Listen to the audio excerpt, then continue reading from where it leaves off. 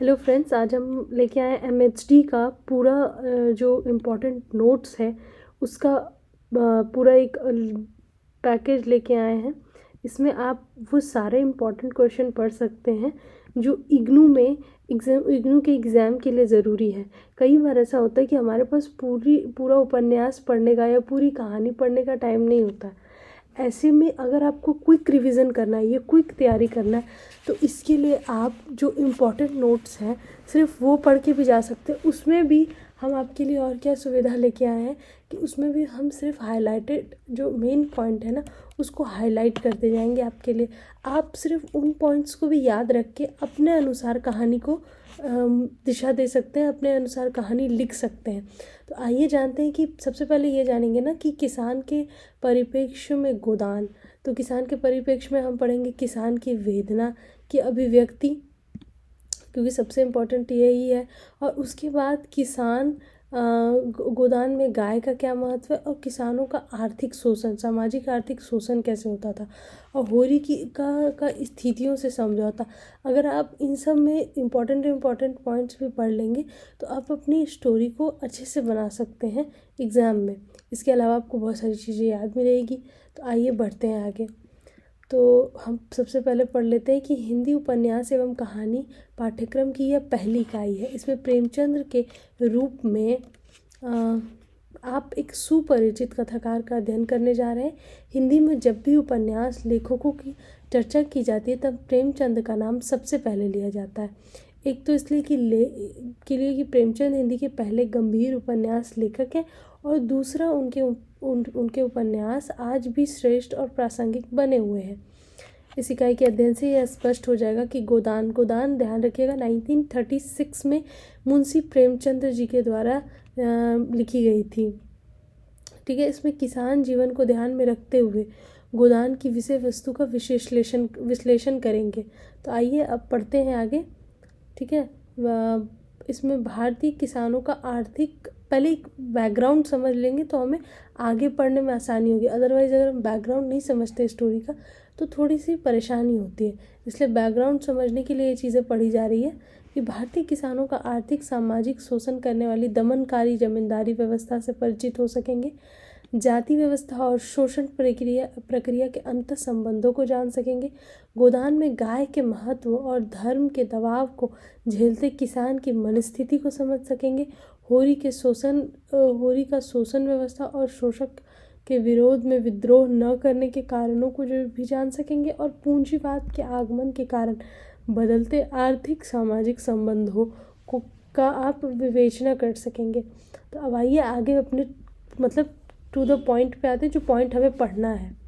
ठीक है, तो ये इतना इम्पोर्टेंट नहीं है, आप इसे चाहें तो पढ़ सकते हैं, लेकिन हम सीधे पॉइंट पे आते हैं। गोदान में प्रेमचंद्र ने होरी धनिया के जीवन के माध्यम से उत्तर भारत के शांति प्रेमी किसान की कष्टप्रद जिंदगी का चित्रण किया है। इस क्रम में उन्होंने संपूर्ण गांव जीवन के आपसी संबंधों का ताना बाना प्रस्तुत किया। परंतु गोदान सिर्फ ग्राम कथा नहीं है, गांव की कथा के साथ साथ इसमें शहरी जीवन की कथा भी चलती रहती है, जिसमें जमींदार राय साहब, अमरपाल सिंह, मिर्जा खुर्शेद, मिस मालती, मिस्टर खन्ना, ओंकार नाथ, मिस्टर मेहता आदि अनेक शहरी पात्र भी आते हैं। ये दोनों कथाएं गोदान में अलग अलग होते हुए भी साथ साथ चलती हैं। प्रेमचंद्र साहित्य के अनेक आलोचकों का मत है कि गोदान में प्रेमचंद्र को सिर्फ होरी धनिया के गांव की कहानी कहनी चाहिए। उपन्यास में शहर के पात्रों को डालकर शहरी जीवन का वर्णन करके उन्होंने उपन्यास की कलात्मकता को नुकसान पहुंचाया है। इससे उपन्यास का कथनांक ढीला ढाला हो गया और उपन्यास का कलात्मक संयोजन बिगड़ गया। फिर ग्राम कथा तो प्रेमचंद के अनुभव जगत से पुष्ट होने के कारण यथार्थवादी कथा है, जबकि शहर की कथा में वैसी प्रामाणिकता का अभाव है। इसमें अनावश्यक भाषण, वार्तालाप, चर्चा परिचर्चा का सहारा लेकर शहरी जीवन का सतही परिचय दिया गया। प्रेमचंद को संपूर्ण समाज के चित्रण का मोह त्याग कर ग्रामीण जीवन की कहानी कहनी चाहिए थी। इन्हीं बातों को लेकर जैनेन्द्र कुमार ने गोदान की समीक्षा करते हुए अपने लेख का शीर्षक दिया, प्रेमचंद का गोदान यदि मैं लिखता। इस तरह आचार्य नंद दुलारे ने गोदान की तुलना एक ऐसे मकान से की जिसको दो अलग अलग खंडों में दो परिवारों के रूप में गांव तथा शहर में रहते हो और जो कभी कभी एक दूसरे से मिलते हों। इसके अलावा कुछ स्कीप भी करेंगे, जो पॉइंट हाईलाइट करेंगे आप सिर्फ उनको पढ़ने का कोशिश कीजिएगा, ठीक है। आगे बढ़ते हैं, देखते हैं। प्रेमचंद मानते कि भारतीय गांव समाज का स्वायत्त इकाई नहीं है, वरन उसका संबंध सूत्र शहर, राष्ट्र और ब्रिटिश साम्राज्य से जुड़ा है। इसीलिए संपूर्ण ब्रिटिश भारत के परिप्रेक्ष्य में ही गांव जीवन को देखा समझा जा सकता है। गोदान में सेमरी और बेलारी दोनों अवध प्रांत के गांव हैं। दोनों गांवों में केवल 5 मील का अंतर है। होरी बेलारी में रहता है और उसके जमींदार राय साहब अमरपाल सिंह सेमरी में विराजते हैं। उपन्यास जो ही बेलारी से निकलकर सेमरी में पहुंचता है, एकाएक उपन्यास में शहर आ जाता है। आज़ादी से पूर्व जमींदार और जमींदारी प्रथा के संदर्भ में बिना किसान जीवन की परिकल्पना करना अयथार्थपूर्ण लगता है। जमींदार की आमदनी गांव से होती है, परंतु उसका उपभोग वह शहर में करता है। जमींदार की प्रकृति को स्पष्ट किए बिना किसान चरित्र का उद्घाटन संभव नहीं। स्वाभाविक रूप से जमींदार के शहरी मित्र भी उसके साथ खींचे चले आए। इसके बाद गोदान में होरी राय साहब से मिलता है। यह इसी मिलते जुलते रहने का प्रसाद है कि अब तक जान बची हुई है, नहीं कहीं का पता न लगता कि किधर गए। गांव में इतने आदमी तो हैं, किस पर बेदखली नहीं आई, किस पर कुड़की नहीं आई। जब दूसरों के पांव तले अपनी गर्दन दबी हुई हो तो उन पांव को सहलाने में ही कुशल है। उनके संबंधों का वर्णन तो लेखक को करना ही पड़ेगा। राय साहब के घर पर उत्सव है, उसमें होरी को बुलाया गया है। उस दिन के नाटक धनुष यज्ञ में उसे राजा जनक का माली बनना है। इस उत्सव के लिए होरी को 5 रुपये नजराना देना है। इससे होरी चिंतित हो गया है। इस उत्सव में शहर के धनी मानी लोग सम्मिलित होते हैं। उनकी आपसी बातचीत से शहरी जीवन अभिव्यक्त होता है। होरी के घर पर दमड़ी बसोर आता है तथा बांस खरीदता है। होरी के मन में बेईमानी आती है। भाव ताव में कमी बेसी करके 20 रुपया सैकड़ा की दर तय होती है। शर्त यह है कि दमड़ी होरी के भाइयों को 15 रुपये सैकड़ा बताएगा। इस संदर्भ में जो विवाद खड़ा होता है, आगे चलकर वह होरी की गाय को जहर खिलाने तक चलता है। यहाँ दमड़ी कहता है, ऐसा क्या, इससे अच्छा बांस मिल जाते 10 रुपये पर। हाँ, 10 कोस और पश्चिम चले जाओ, बोल बांस का नहीं है, शहर के नगीच होने का है। इसी तरह गोबर गांव से भागकर शहर आ जाता है और मिर्जा खुर्शीद के यहाँ 15 रुपये वेतन पर नौकर हो जाता है। होरी के जीवन पर आए संकटों में से एक गोबर के घर से भाग जाने से भी आता है। यही गोबर जब गांव वापस आता है तो उसके व्यक्तित्व में हुए परिवर्तन को सभी पात्र लक्षित करते हैं। उसने अंग्रेजी फैशन के बाल कटवा लिए हैं, महीन धोती और पंप शू पहनता है, एक लाल ऊनी चादर खरीद ली और पान सिगरेट का शौकीन हो गया है। सभाओं में आने जाने से उसे कुछ राजनीतिक ज्ञान भी हो चला है। राष्ट्र और वर्ग का अर्थ समझने लगा है। सामाजिक रूढ़ियों की प्रतिष्ठा और लोक निंदा का भय अब उसमें कम रह गया है। गोदान के किसान शहर में रहकर शक्कर मिल खुल जाने की बात करते हैं। राय साहब के मित्र खन्ना यह मिल खोलते हैं जिसमें आगे चलकर गोबर कुछ दिन मजदूरी करता है।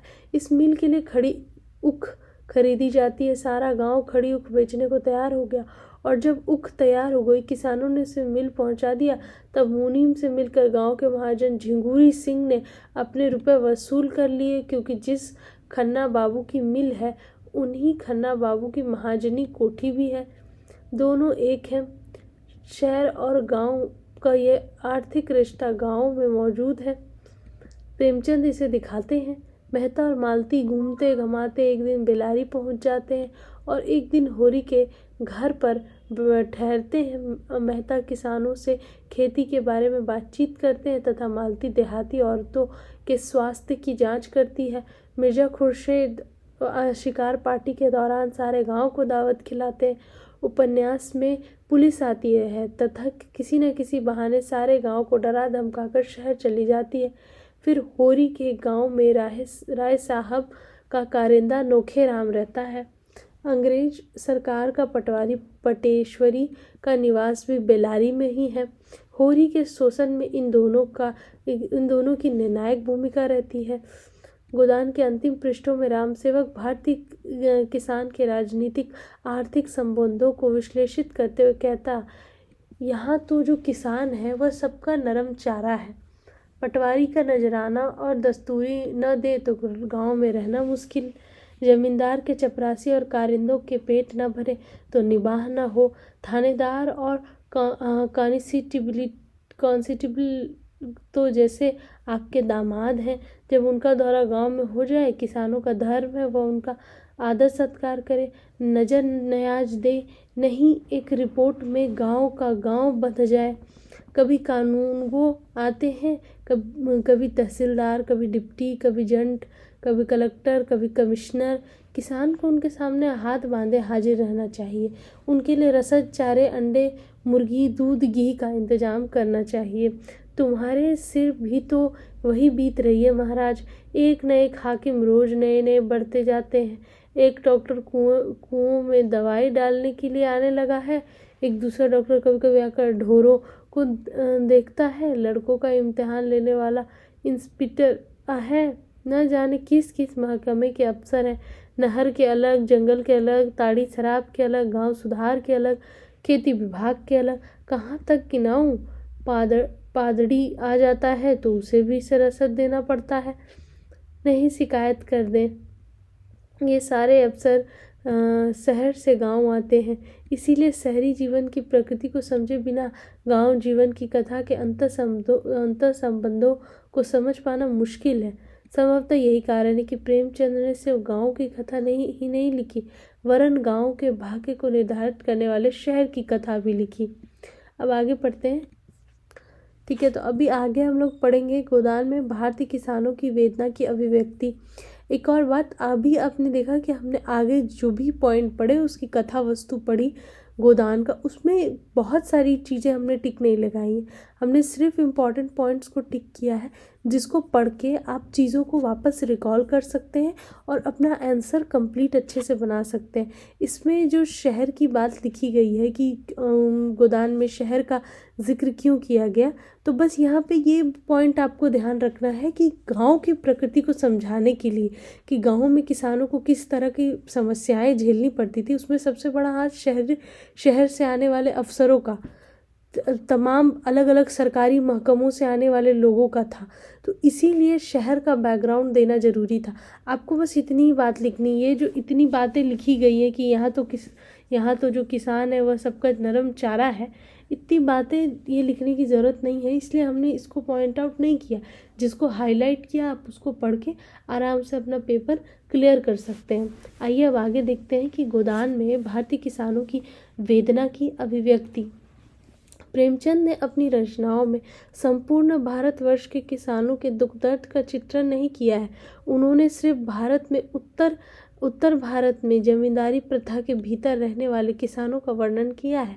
ब्रिटिश भारत में अंग्रेजों ने कुछ हिस्सों में रैयतवारी और कुछ हिस्सों में स्तंभवारी भूमि व्यवस्था लागू कर रखी थी। रैयतवारी व्यवस्था में अपनी लगान सीधे अंग्रेज सरकार को दे देते थे। किसान अपनी लगान सीधे अंग्रेज सरकार को। स्तंभवारी व्यवस्था में जो होता था, लगान वसूलने का काम बिचौलिए वर्ग के रूप में जमींदार वसूल करते थे। मतलब दोनों व्यवस्था में अंतर था। रैयतवारी में जो किसान है वो सीधे अंग्रेजों को लगान देते थे, मतलब थर्ड पार्टी कोई भी नहीं होती थी। और स्तंभवारी व्यवस्था जो है उसमें पहले जमींदार और जो बिचौलिया वर्ग है वो वसूलता था जो भी लगान होता था, और उसके बाद वो अंग्रेज़ों को जाता था। तो कहीं ना कहीं वो अंग्रेज़ों को भी उतना नहीं मिलता था जितना ज़मींदार इनका वसूल कर इनका शोषण करते थे। तो यही बात, इसी व्यवस्था को उजागर करने की कोशिश की है गोदान में मुंशी प्रेमचंद्र जी ने। तो जमींदार वसूल करते थे और जमींदार ही अंग्रेजों के पास लगान जमा करवाते थे। देसी रियासतों में भूमि कर की व्यवस्था स्थानीय सामंत किया करते थे, जो अपने जागीरदारों एवं अन्य लोगों के माध्यम से लगान वसूल करते थे। उन्होंने न तो देसी रियासतों के भीतर रहने वाले किसानों का वर्णन किया और न ही रैयतवारी व्यवस्था में रहने वाले किसानों को उपस्थित किया है। उनकी आरंभिक रचनाओं, विशेषकर प्रेमाश्रय में तो रैयतवारी व्यवस्था का समर्थन किया गया है। भौगोलिक दृष्टि से भी उन्होंने लखनऊ, फैजाबाद, बनारस, कानपुर, गोरखपुर, प्रतापगढ़ के आसपास के किसानों को चित्रित किया है। इसीलिए होरी भौगोलिक दृष्टि से संपूर्ण भारत के किसानों का प्रतिनिधि पात्र नहीं है, वह तो सिर्फ उत्तर भारत की जमींदार व्यवस्था में रहने वाले किसानों के दुख दर्द का वहन करता है। गोदान में प्रेमचंद्र जी ने मोटे तौर पर 3 तरह के किसानों का वर्णन किया है। बेलारी में कुछ लोग रहते हैं जिनके पास अपनी जमीन है, वे लगान देते हैं परंतु स्वयं उस पर खेती नहीं करते। वे अपने खेत में खेत मजदूरों से काम करवाते हैं। गोदान के सभी धनी किसान इस श्रेणी में आते हैं, चाहे वो फिर पंडित दाता दीन हो, झंगूरी सिंह हो, पटेश्वरी आदि। कोई खेत में जाकर काम करता हुआ नहीं दिखाई देता। फिर प्रेमचंद्र इन्हें किसान नहीं मानते, इसलिए इस वर्ग के पक्ष में वह कुछ नहीं लिखते। ये लोग जमींदार या कारिंदों से मिलकर गरीब किसानों के शोषण में सहायक की भूमिका निभाते हैं। धनिया इन्हें हत्यारा कहती है। गांव में कुछ ऐसे लोग भी रहते हैं जिनके पास अपनी जमीन नहीं होती, ये दूसरों की जमीन पर खेती का काम करते हैं। दलित जातियों से संबंधित ऐसे लोग खेती मजदूरों की श्रेणी में आते हैं। प्रेमचंद ने बहुत सहानुभूति से इन पात्रों को उपस्थित किया है। हरखू, सिलिया और उनका परिवार इसी श्रेणी में आता है। प्रेमचंद इस वर्ग को भी किसान नहीं मानते। किसान इस वर्ग में मिल रहे हैं, उनकी जमीन छीनी जा रही है। इसे प्रेमचंद ने देखा है, दिखाया है, चिंता की है, परंतु वह किसान से मजदूर बन जाने में किसान की हेठी समझते हैं, इसीलिए इस प्रक्रिया का समर्थन नहीं करते। इस वर्ग की पीड़ाओं का भी विस्तृत वर्णन प्रेमचंद नहीं करते। इनके दुख दर्द की ओर इशारा करके वे आगे बढ़ जाते हैं। प्रेमचंद की दृष्टि में किसान वह है जिसके पास अपनी जमीन है, जिस पर वह स्वयं खेती करता है, वही जमींदार को लगान देता है। होरी के पास 5 बीघा मरौसी जमीन है। इस वर्ग को प्रेमचंद किसान मानते हैं। प्रेमचंद इसी वर्ग के पक्षधर लेखक हैं। ऐसे लोगों के शोषण उत्पीड़न का वे विरोध करते हैं। अपनी इस जमीन को बचाए रखने के लिए यह वर्ग जो संघर्ष करता है, उस संघर्ष को लेखकीय सहानुभूति का बड़ा हिस्सा मिलता है। गोदान के अंतिम पृष्ठों में प्रेमचंद ने लिखा है, हारे हुए महीप की भांति उसने अपने को इन 3 बीघे के किले में बंद कर लिया था और उसे प्राणों की तरह बचा रहा था। फाके सहे बदनाम हुआ, मजूरी की, पर किले को हाथ से न जाने दिया। मगर अब वह किला भी हाथ से निकला जाता था। कहीं से रुपए मिलने की आशा न थी। जमीन उसके हाथ से निकल जाएगी और उसके जीवन के बाकी दिन भी मजूरी करने में कटेंगे। प्रेमचंद किसान को किसान के रूप में देखना चाहते हैं। इसी वर्ग में रहते हुए इनकी दशा सुधारने की वकालत करते हैं। होरी इसी गरीब छोटी जोत वर्ग का प्रतिनिधि पात्र है। ऐसा किसान जिसके पास 5-6 बीघा जमीन है, बकाया लगान का बोझ है, न उतरने वाला ऋण, अनेक सामाजिक धार्मिक मान्यताओं से जकड़ा हुआ, असंगठित है, असहाय है और बस खेत मजदूर बनने ही वाला है। प्रेमचंद इसके पक्षधर हैं।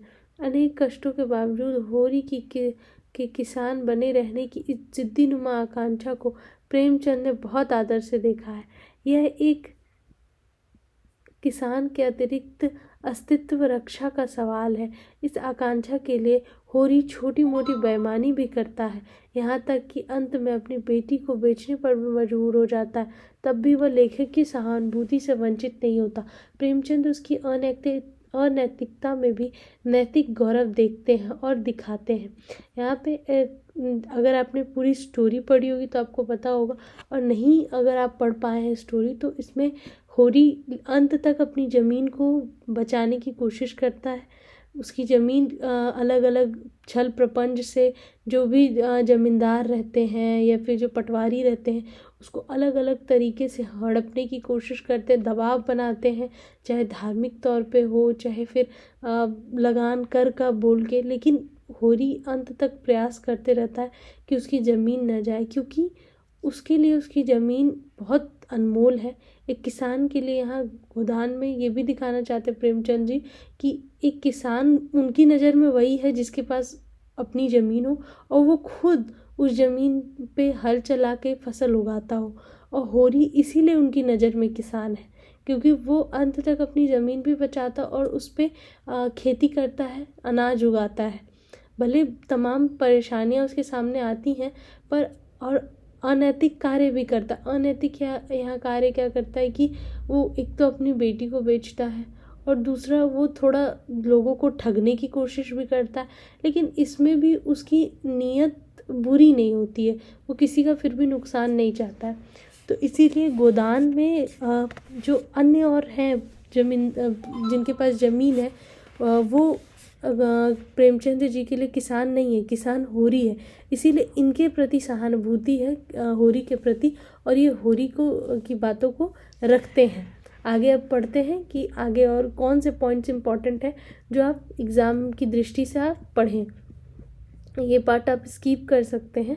इसके बाद हम पढ़ते हैं कि गोदान में गाय का महत्व। तो किसान के अस्तित्व रक्षा की चिंता गोदान में सर्वाधिक मुखर रूप में दिखाई देती है। लेखक जो ही गांव जीवन में प्रविष्ट होता है त्यों ही उसकी लेखनी में करुणा का संचार होने लगता है। उल्लास, उत्साह और उमंग का वातावरण गोदान में कम मिलता है। जहाँ भी ऐसा प्रसंग आता है वहाँ भावी अनिष्ट की आशंका कथा को विगलित करती रहती है। गरीबी, दुख, दैन्य, पीड़ा, अन्याय, अत्याचार का वर्णन पढ़ते पढ़ते हम थकने लगते हैं। जहाँ भी जब भी दो पात्र आपस में दिल खोलकर बातें करते हुए आते वहाँ थोड़ी देर बाद कोई ना कोई करुण प्रसंग उपस्थित हो जाता है।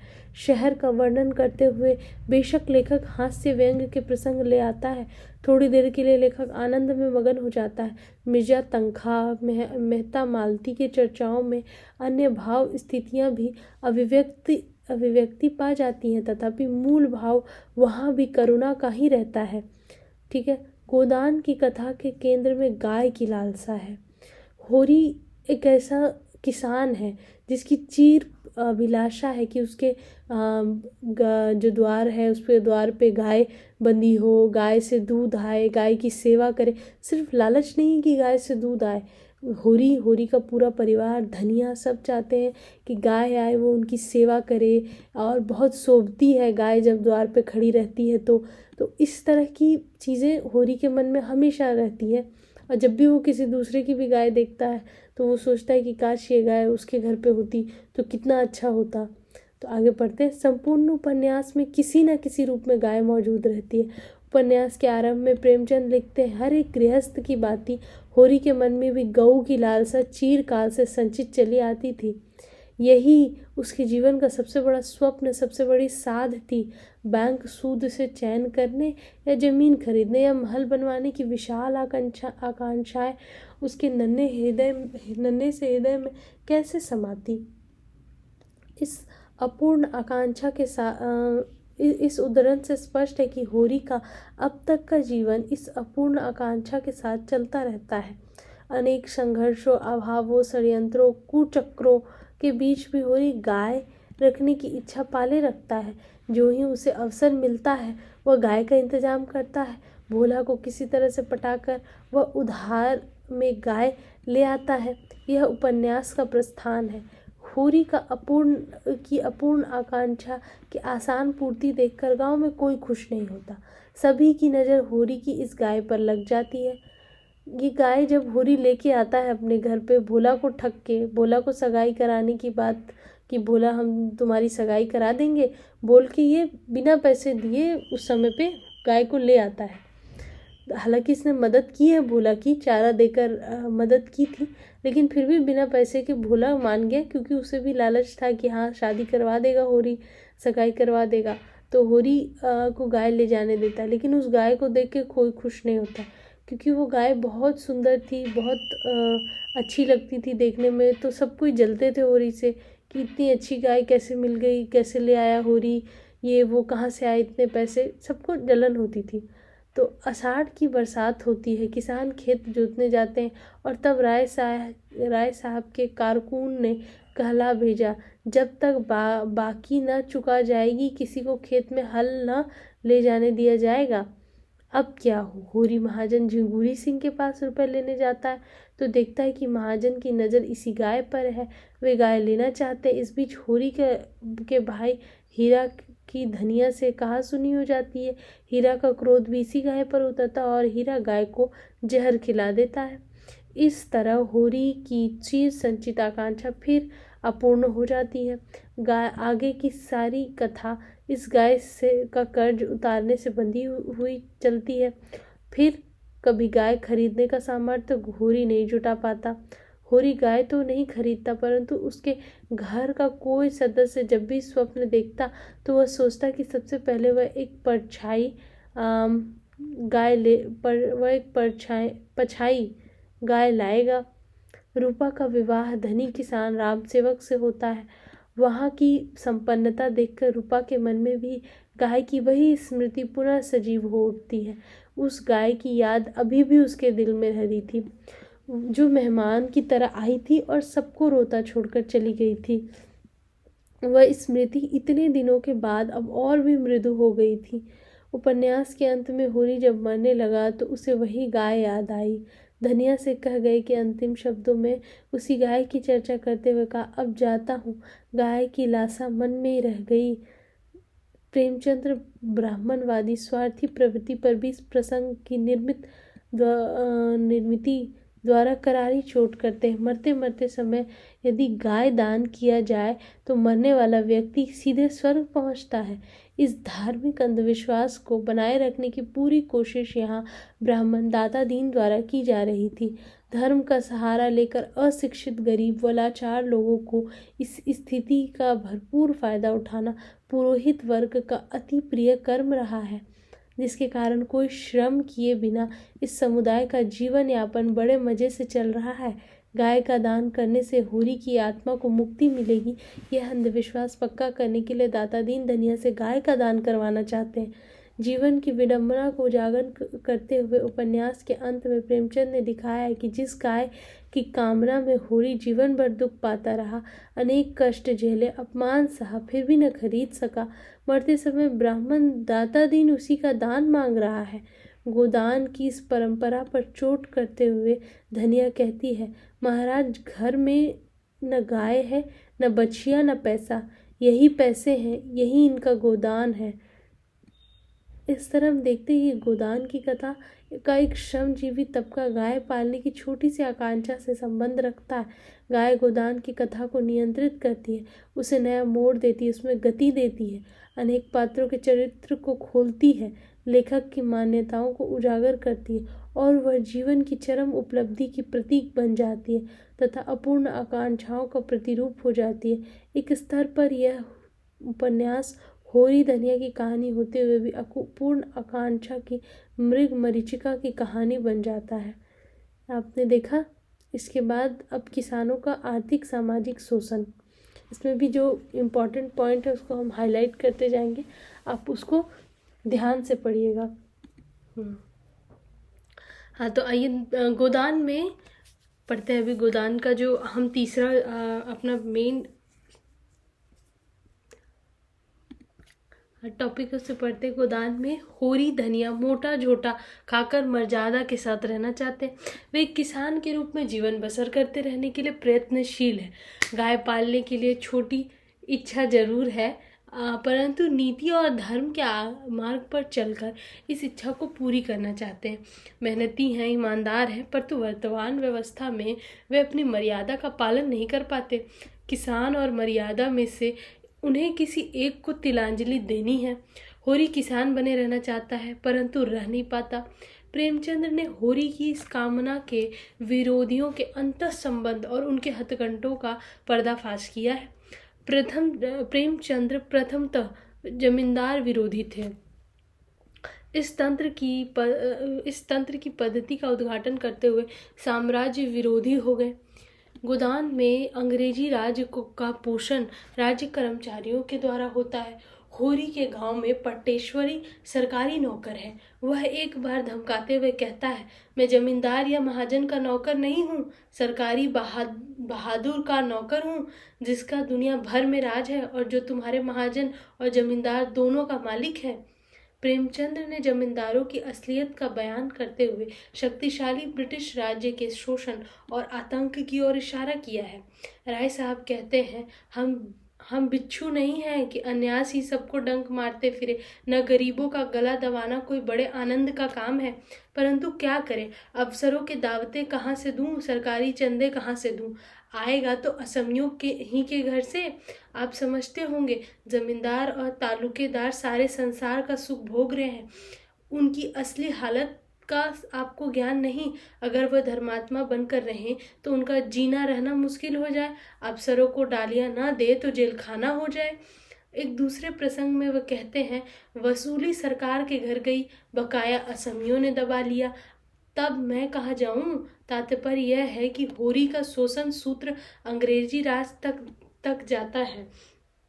प्रेमचंद ने चूंकि अंग्रेजों की शोषण प्रक्रिया का उद्घाटन नहीं किया है, इसीलिए वे आवश्यकता अनुसार उस ओर इशारा करके अपनी मूल कथा भूमि में लौट आते हैं।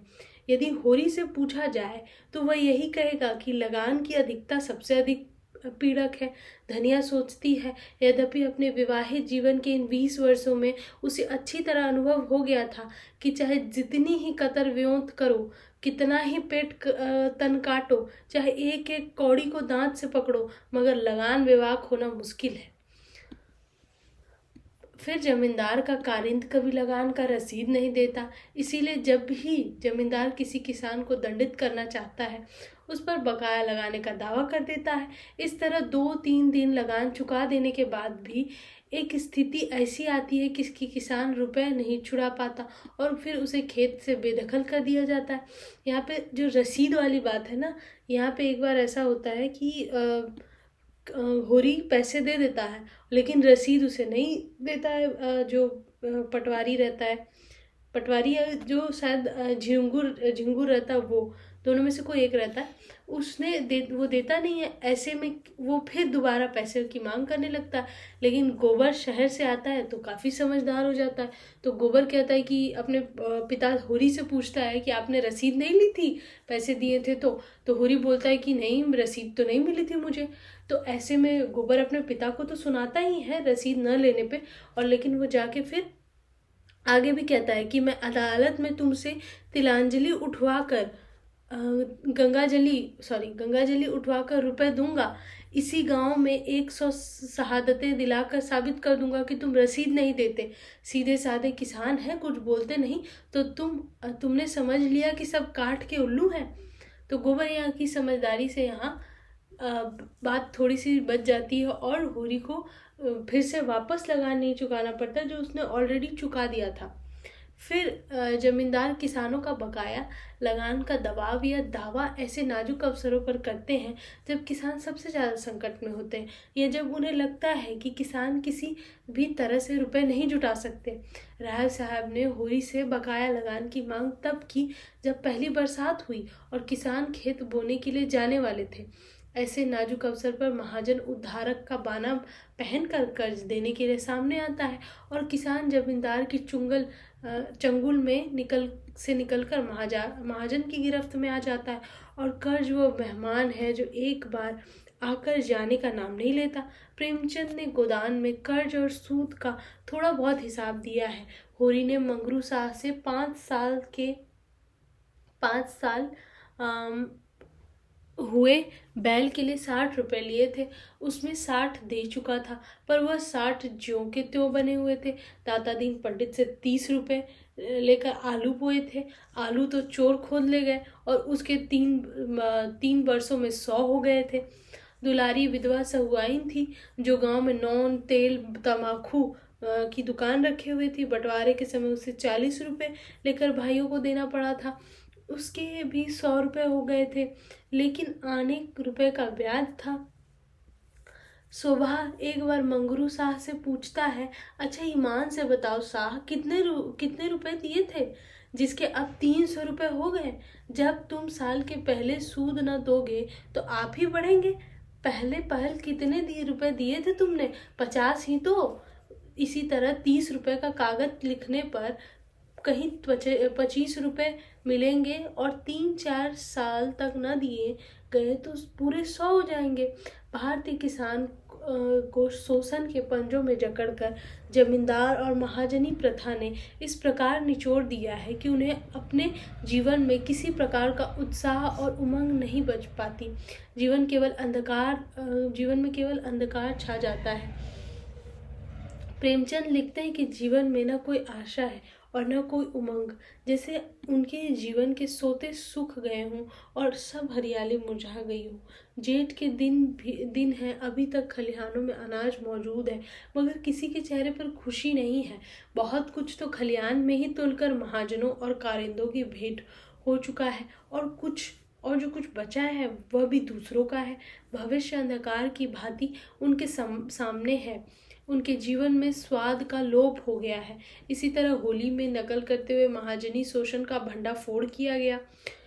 फिर दूसरी नकल हुई जिसमें ठाकुर ने 10 रुपए का दस्तावेज लिखकर 5 रुपए दिए, शेष जनराने और तहरीर और दस्तूरी और ब्याज में काट लिए। किसान आकर ठाकुर के चरण पकड़कर रोने लगता है।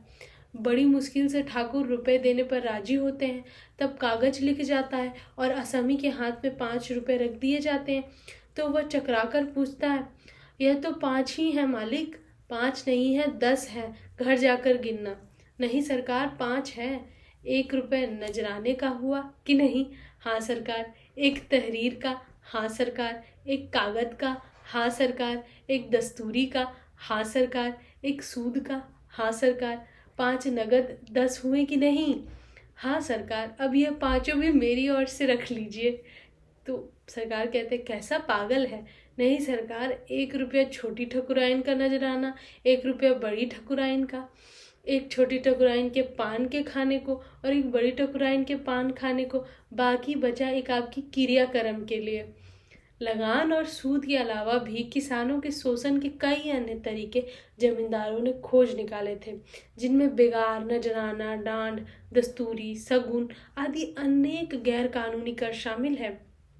इन्हें वसूल करने का अधिकार जमींदार, कारिंदे, महाजन, सरकारी कर्मचारी, पटवारी, पुलिस कचहरी सभी के पास है और भारतीय किसान सबका नरम चारा बना हुआ है।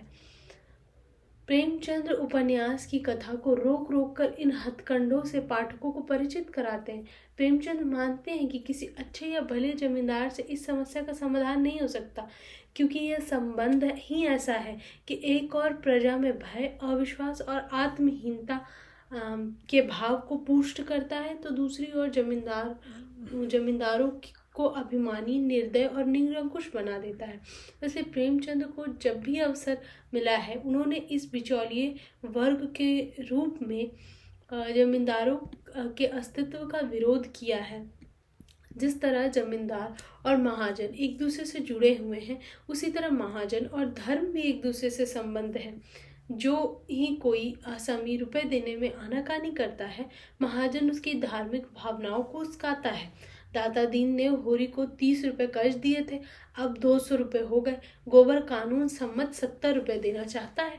इस पर पंडित दाता दीन होरी को कहता है, सुनते हो होरी, गोबर का फैसला, मैं अपने 200 छोड़ के 70 रुपए ले लूं, नहीं अदालत करूं। इस तरह का व्यवहार हुआ तो कै दिन संसार चलेगा और तुम बैठे सुन रहे हो। मगर ये समझ लो, मैं ब्राह्मण हूँ, मेरे रुपए हजम कर तुम चैन पाओगे। मैंने ये 70 रुपए भी छोड़े, अदालत भी नहीं जाऊंगा। जाओ, अगर मैं ब्राह्मण हूँ तो अपने पूरे 200 रुपए लेकर दिखा दूंगा और तुम मेरे द्वार पर आओगे और हाथ बांध कर दोगे। जाहिर है कि होरी पर इस धमकी का असर पड़ता है और वह 200 रुपये चुकाने के लिए राजी हो जाता है। फिर जजमानी का एक आर्थिक रूप भी है। ब्राह्मणों को मिलने वाली जजमानी की व्याख्या करते हुए पंडित दीनदयाल कहते हैं, जमींदारी मिट गया, पंडित दादा दीन कहते हैं, जमींदारी मिट गया, बंक घर टूट गया, लेकिन जजमानी अंत तक बनी रहेगी। जब तक हिंदू जाति रहेगी तब तक ब्राह्मण भी रहेगा और जजमानी भी रहेगी। सहालग में मजे से घर बैठे 200 फटकार लेते हैं। कभी भाग लड़ गया तो 400-500 मार लिया। कपड़े बर्तन भोजन अलग, कहीं न कहीं निधि कार परोजन पड़ा ही रहता है। कुछ न कुछ तब भी 1-2 थाल और 2-4 आने दक्षिणा मिल ही जाते हैं। होरी की बर्बादी में जहाँ धर्म की भूमिका है, वहाँ बिरादरी का भय कम नहीं है। गोबर और झुनिया के संबंध से बिरादरी को ऐतराज है। पंचों ने होरी पर 100 रुपये नगद और 30 मन अनाज की डांट लगा दी। होरी ने रुपयों के लिए अपना घर गिरवी रखा और फसल पर पैदा हुआ अनाज डांड में दे दिया। इस स्थिति पर टिप्पणी करते हुए प्रेमचंद ने लिखा, होरी में बिरादरी का वह आतंक था कि उसने अपने सिर पर लाद कर अनाज ढो रहा था, मानो अपने हाथों अपनी कब्र खोद रहा हो। जमींदार, साहूकार, सरकार, किसका इतना रौब था? कल बाल बच्चे क्या खाएंगे, इसकी चिंता प्राण को सोख लेती थी। पर बिरादरी का भय पिशाच की भांति सिर पर सवार अंकुश दिए जा रहा था। प्रेमचंद ने दिखाया है कि धर्म, बिरादरी, सरकार, जमींदार, पंच सब वही लोग हैं जो समाज के कर्ता धर्ता बने हुए हैं। उन्हीं पंचों में से कोई कारिंदा है, कोई महाजन है, कोई पुजारी है, कोई पटवारी है। इनकी अलग अलग भूमिकाएं हैं। सब मिलकर किसान को तबाह करने में लगे हुए हैं। कोई किसी से कम नहीं है। सब अलग अलग तरीके से किसान को लूटते हैं। पुजारी धर्म भावना का सहारा लेता है, पुलिस डंडे के बल से, कचहरी कानून से, बिरादरी दबाव से, जमींदार बिन सभी हथकंडों से शोषण करता है। धनिया सबको हत्यारा कहकर अपनी भड़ास निकालती है। गोदान में एक स्थान पर सारे शोषक इकट्ठे हो जाते हैं। हीरा ने होरी की गाय को जहर खिलाकर मार डाला। सारे गांव में हंगामा हुआ। राय साहब का कारिंदा नोखे राम आया, पंडित दाता दीन आए, महाजन झिंगुरी सिंह आए, अंग्रेज बहादुर के पटवारी पटेश्वरी पहुंचे, पुलिस आई। पंडित ने धर्म के डंडे का जोर दिखाया। पुलिस हीरा के घर की तलाशी लेने के लिए तैयार हुई। होरी की मर्यादा चेता जागी। सबने मिलजुल कर थानेदार के लिए रिश्वत की राशि तय की। पंच बिचौलिए बन गए। झिंगुरी सिंह महाजन बन गए। उन्होंने होरी को 30 रुपये दिए। इनमें से आधे पुलिस को और आधे पंचों को मिलने थे। यहाँ प्रेमचंद ने लेखक के कौशल का प्रयोग करके रिश्वत के रुपए बचा लिए। धनिया का आकस्मिक पराक्रम काम आ गया, परंतु मान्य स्थितियों में तो होरी लूट ही लिया जाता। प्रेमचंद ने शोषण की इस प्रक्रिया का चित्रण करते हुए एक व्यक्ति या संस्था को जिम्मेदार नहीं ठहराया, बल्कि शोषण के संपूर्ण तंत्र को उत्तरदायी ठहराया है। दरअसल वे इन शोषकों के शोषण की कहानी कहने के लिए नहीं बैठे हैं। ये सब लोग तो आवश्यक बुराई के रूप में उपन्यास में आ जाते हैं। लेखक तो होरी की बदहाली की कथा कहना चाहता है। उसे उसकी विफलताओं की दास्तान सुनानी है, उसकी विडंबनाओं को उजागर करना है। होरी के बचने का कोई रास्ता खोजना चाहते हैं। वे यह जानते हैं कि इस तंत्र में होरी के बचने का कोई रास्ता नहीं है। वैसे तो होरी का कोई सहायक भी नहीं है। अगर होता तो भी इस तंत्र में उसे कोई सहयोग दिया नहीं जा सकता। प्रेमचंद ने इस सवाल का भी दरवाजा बंद कर दिया कि कानून बना देने से भी होरी को कोई सहायता हो सकती है। झिंगुरी सिंह कानून की सीमा बताते हुए कहता है, कानून और न्याय उसका है जिसके पास पैसा है। कानून तो है कि महाजन की आसामी के साथ कड़ाई न करे, कोई जमींदार किसी काश्तकार के साथ सख्ती न करे। मगर होता क्या है, रोज ही देखते हो जमींदार मुसक बंधवा के पिटवाता है और महाजन लात और जूते से बात करता है। जो किसान पोढ़ा है उसे न जमींदार बोलता है न महाजन। ऐसे आदमियों से हम मिल जाते हैं और उनकी मदद से दूसरे आदमियों की गर्दन दबाते हैं। कचहरी अदालत उसी के साथ है जिसके पास पैसा है। हम लोग को घबराने की कोई बात नहीं। आगे पढ़ते हैं। होरी का स्थितियों से समझौता। होरी अपने जीवन में कदम कदम पर अपनी जो विपत्ति है, जो आर्थिक कमियां हैं, उससे कदम कदम पर समझौता करना पड़ता है अपनी स्थितियों से। तो इसके बारे में भी पढ़ते हैं ताकि होरी के चरित्र को अच्छे से समझा जा सके। एग्ज़ाम में कई बार होरी के बारे में पूछा जाता है, गोदान का होरी। तो यहाँ से आप होरी के बारे में समझ सकते हैं कि होरी अपनी स्थितियों से कैसे समझौता करके अपने जीवन में बढ़ता है। शोषण की इतनी भीषणता के बावजूद प्रेमचंद्र के किसान प्रायः विरोध नहीं करते, विशेष रूप से होरी के मन में विद्रोह नहीं करते। विशेष रूप से होरी के मन में विरोध का स्वर नहीं उठता। वह तो मानता ही किसान की कुशल दबे रहने में ही है। धनिया जरूर कभी कभी विद्रोही तेवर दिखाती है, लेकिन वह उसकी पीड़ा की कराह मात्र है। उसकी कराह विद्रोह की सीमा तक नहीं बढ़ती। धनिया की तरह अन्य किसान भी आपसी बातचीत में, हंसी मजाक में, नकल प्रहसन में अपने भावों को प्रकट करते हैं, परंतु ये भाव संगठित रूप ग्रहण नहीं कर पाते।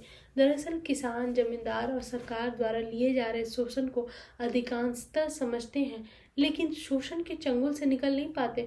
उनका रोजमर्रा का जीवन जमींदारों की जमीन से जुड़े रोजगार और काश्तकारी से नियंत्रित है। रोजगार व मजदूरी के लिए ये पूर्णतः जमींदार पर निर्भर है। जमींदार के खेतों को जोतने, सारा साल मेहनत मुशक्कत करने पर साल भर पूरा पड़े इतना भी अनाज किसान के पास नहीं बचता।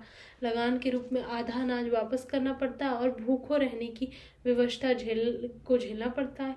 लेकिन लगान देना तो किसान के लिए अनिवार्य है। किसान खुद भी इसे उचित मानते हैं, इसीलिए वे कभी विद्रोह नहीं करते। किसान ने विद्रोह तब किया जब शोषण की सीमा वैध और परंपरा अनुमोदित रूप से बहुत आगे बढ़ जाती है। लगान देना वह वैध मानता है। पंडित पुजारी जो भी उसका शोषण करते उन्हें किसान पुण्य मानता है। महाजनी शोषण से किसान पीड़ित तो बहुत होता है, परंतु यह आमतौर पर उपकार के रुपए में लिया गया कर्ज होता है। रुपया लेते वक्त किसान को महाजन की चिरौरी करनी पड़ती है, तब वह एहसान करता हुआ रुपए उधार देता है। इसके लिए उनके प्रति भी घृणा दब जाती है। होरी तो आम भारतीय किसानों की तरह असमानता की परंपरागत संस्कृति में विश्वास करता है, इसलिए अपने शोषकों को वह शोषकों के रूप में नहीं पहचानता, वरन उन्हें अपना हितैषी समझता है। इसलिए अपनी बदहाली के लिए अपने भाग्य और कर्म फल को दोष देकर संतुष्ट हो जाता है। प्रेमचंद्र के साहित्य की सबसे बड़ी विशेषता है कि इसमें उन्होंने किसान के शोषकों की सुस्पष्ट तस्वीर पेश कर दी। होरी की बदहाली के जिम्मेदार लोग पाठकों को स्पष्ट रूप से दिखाई देते हैं। गोदान भारतीय सीमांत किसान के जीवन संघर्ष का वास्तववादी उपन्यास है। होरी का शोषक शक्तियों द्वारा हो रहा शोषण और उसकी असहायता तथा व्यथा को हमारे सामने साकार करने वाली प्रेमचंद्र की यह रचना हिंदी उपन्यास साहित्य की सर्वोत्कृष्ट रचना मानी जाती है। कारण यह रचना पहली बार समाज के सबसे परिश्रमी लेकिन अभाव में रहने के लिए मजबूर, साधनहीन, वंचित किसान के जीवन यथार्थ को हमारे सामने प्रस्तुत करती है। अर्थ उत्पादन के मूल साधनों के असमान बंटवारे, असमान अधिकार और भागीदारी पर सवाल उठाती है। होरी और धनिया के जीवन भर के परिश्रम का मूल्य उन्हें अपनी 5 बीघे जमीन से बेदखल करके मजदूर में परिवर्तित करती है। जमीन और सत्ता के अधिकारियों द्वारा महाजन, पुलिस और पुरोहितों की सहायता से गरीब किसान के निरंतर शोषण किए जाने की साजिश रची जाती है। लगान, डांड एवं धर्म पुण्य के नाम पर शोषण की इस प्रक्रिया में अंततः किसान सब कुछ से हाथ धो बैठता है। शोषक के षड्यंत्र और दबाव को वह महसूस करता है, लेकिन विरोध में शब्द नहीं कहता। परंपरागत मानसिकता और अंध विश्वासों से वह घिरा हुआ है। वह इसे अपनी नियति मानकर स्वीकारता चलता है। जब तक इस अंधकार से निकलने का रास्ता उसे नहीं मिलता, वह इसमें गहरे डूबता चला जाएगा। इसका उसे एहसास भी है और उसका ऐसा एहसास भी होता है। होरी शोषण के इस षड्यंत्र में फंसता चला जाता है। प्रेमचंद ने होरी को केवल गरीब निर्धन किसान के रूप में ही चित्रित नहीं किया, बल्कि अंधविश्वासी, रूढ़िग्रस्त, धर्म भीरू और दिखावे की भावना रखने वाले ग्रामीण किसान के रूप में भी चित्रित किया है।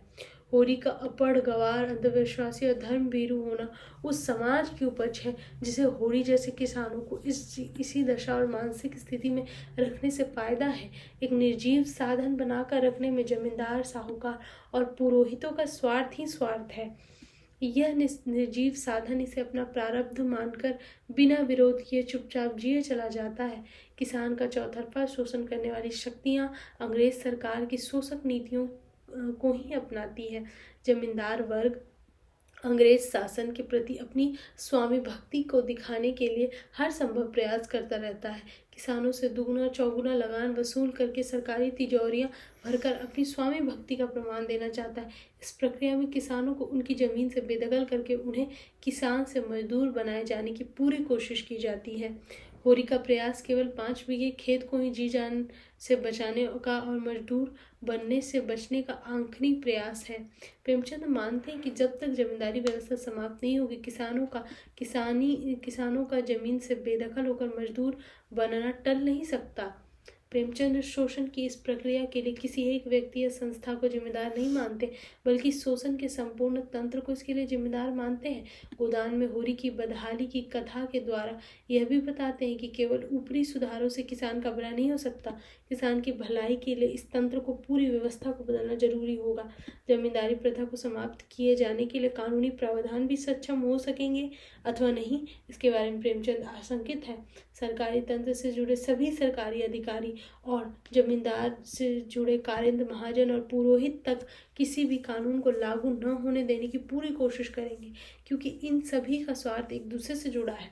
सत्ता और धन के जोर पर कानून को भी यही लोग खरीद लेंगे और कानून भी गरीब किसान की सहायता नहीं कर पाएगा। न्याय मिलने की बात तो बहुत दूर रही। प्रेमचंद इस बात से पूरी तरह सहमत थे कि जब तक रैयतवारी और इस्तवारी जैसी शोषक प्रथाएं कायम रहेंगी तब तक किसानों का आर्थिक सामाजिक शोषण खत्म नहीं होगा। देश के स्वतंत्र होने पर ही समानता पर आधारित शोषण विहीन समाज की स्थापना की प्रेमचंद कल्पना करते हैं। इस कल्पना को साकार होने का विश्वास उन्हें शहर में मजदूरी करके पेट पाल रहे गोबर के विचार चेतना में आए बदलाव के रूप में मिलता है। होरी की परंपरागत मान्यता और अंधविश्वास को दूर करने की गोबर कोशिश करता है। कर्म और जन्म सिद्धांत की झूठी घड़ी कहानी पर विश्वास करके अमीर गरीब होने का भाग्य लिखा मानकर चुपचाप शोषण को सहते जाना गोबर की चेतना को माने नहीं। समाज के कुछ ठेकेदार अपने स्वार्थ के लिए समय समय पर बहुजन समाज को धर्म के नाम पर लूटते जा रहे हैं। पाप पुण्य की कल्पना, धर्म के आतंक और अंधविश्वास से घिरे होरी को इस सब से बाहर निकालने का गोबर अपने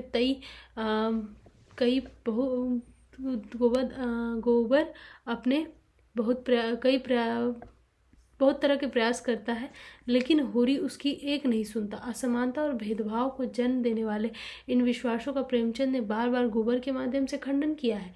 गांवों से शहरों में मजदूरी की तलाश में जा रहे बसे मजदूरों में स्वतंत्रता और समानता की चेतना का जागृत होना नगरीकरण और औद्योगिकीकरण से संभव हो पाया है।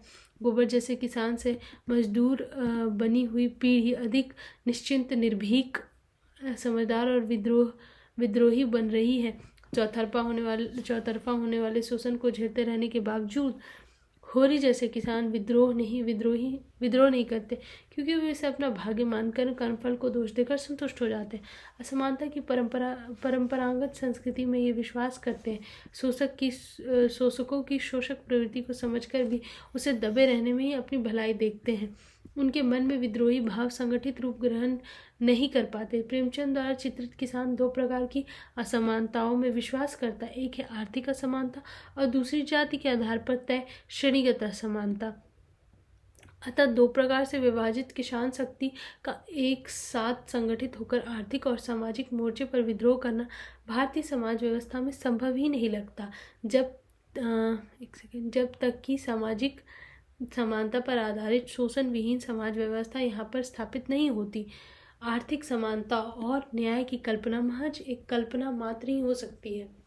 तो इस वीडियो में हमने जितना भी होरी का किसान जो एक जीवन है किसान की वेदना क्या होती है, किसान का किस तरह से किसान जीवन के परिप्रेक्ष्य में गोदान में क्या क्या है, जैसे किसान का सामाजिक और आर्थिक रूप से कैसे शोषण होता है, मूल वेदना क्या है, होरी का क्या इसमें रोल है, गाय का क्या महत्व है। अगर इनसे जुड़े कुछ भी प्रश्न आते हैं तो आप आसानी से उत्तर दे सकते हैं। आपको सिर्फ जो पॉइंट हमने हाईलाइट किया है उसको ही ध्यान में रखने की ज़रूरत है। और एक बार तो आप पूरा पढ़ लेंगे, लेकिन दोबारा जब रिवीजन करेंगे तो सिर्फ हाईलाइटेड पॉइंट पढ़ने की ज़रूरत है। उससे भी आप आसानी से एग्ज़ाम में या फिर अगर किसी और भी तरह का एग्ज़ाम देते हैं आप, तो ध्यान रखने में आपको कंटेंट दिमाग में रखने में मदद मिलेगी। इससे जुड़ा इसका पीडीएफ भी हम आपको डिस्क्रिप्शन में शेयर कर देंगे, ठीक है। ये MHD 3 का एक इम्पॉर्टेंट क्वेश्चन है, इग्नू में आता। इग्नू का मेन जो पेपर है MHD 3, उसमें ये प्रश्न पूछे जाते हैं, सीधे सीधे तौर पर इसी तरह से पूछे जाते हैं। तो आपको कहीं भटकने की ज़रूरत नहीं है। हम इस चैनल पे आपको सिलसिलेवार ढंग से जो जो प्रश्न जिस तरह से पूछे जाते हैं उनका सिर्फ मेन पॉइंट जो है आपको क्रक्स करके इसमें देंगे, ताकि आप आसानी से पढ़ सकें और अपने आप को प्रिपेयर कर सकें, कम समय में एग्ज़ाम के लिए प्रिपेयर कर सकें अपने आप को। तो इस वीडियो में आप किसान जीवन के परिप्रेक्ष्य में गोदान पढ़ें। अब हम जो अगला वीडियो अपलोड करेंगे उसमें हम आगे का जो भी गोदान में प्रश्न आता है उससे रिलेटेड हमारा रहेगा वो वीडियो। आप उसको भी देख के अपना रिविज़न करते रहिए और एग्ज़ाम के लिए ऑल द बेस्ट।